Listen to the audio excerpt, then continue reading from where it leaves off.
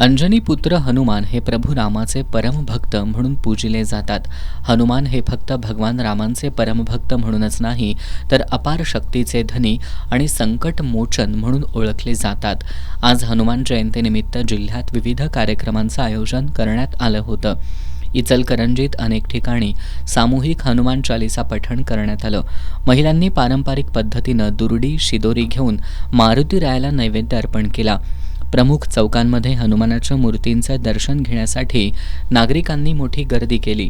काही ठिकाणी पालखी सोहळ्याचं आयोजन करण्यात आलं होतं. जय श्रीराम, बजरंग बली की जय अशा घोषणांनी संपूर्ण परिसर दुमदुमून गेला होता.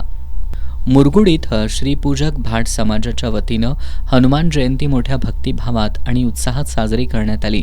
पहाटे 5:30 वाजता हनुमान मूर्तीला वैदिक मंत्रोच्चारात अभिषेक घालण्यात आला.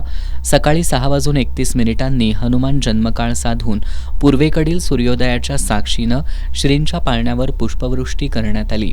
महिलांनी पारंपरिक पद्धतीनं पाळणा गीत सादर केलं. यावेळी फटाक्यांची आतषबाजी करण्यात आली. त्यानंतर उपस्थित भाविकांना प्रसाद व सुंठवडा वाटप करण्यात आलं. भाट समाजाकडून हनुमान जयंती साजरी करण्यात आली. हातकणंगले तालुक्यातील हेरलेमधील हनुमान मंदिरात पहाटे 5 वाजता धार्मिक विधी झाले. यानंतर हनुमान जन्मोत्सव सोहळा पार पडला.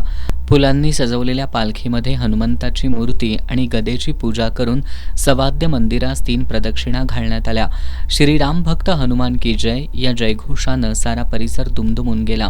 यानंतर श्री भजनी मंडळाच्या वतीनं गुंडोपंत कुलकर्णी यांच्या मार्गदर्शनाखाली भजनाचा कार्यक्रम पार पडला. याप्रसंगी महाप्रसादाचंही वाटप करण्यात आलं. गोकुळ दूध संघाच्या वतीनं ताराबाई पार्क इथल्या कार्यालयाच्या आवारातील श्री हनुमान मंदिरात सकाळी 6:30 वाजता हनुमान जन्मोत्सव सोहळा पार पडला. यावेळी गोकुळचे संचालक कर्णसिंह गायकवाड आणि त्यांच्या पत्नी भाग्यश्री गायकवाड यांच्या हस्ते श्री हनुमान मूर्तीचं पूजन करण्यात आलं.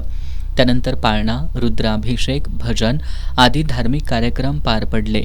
यावेळी संघाचे चेअरमन नवीद मुश्रीफ यांच्यासह संचालक उपस्थित होते.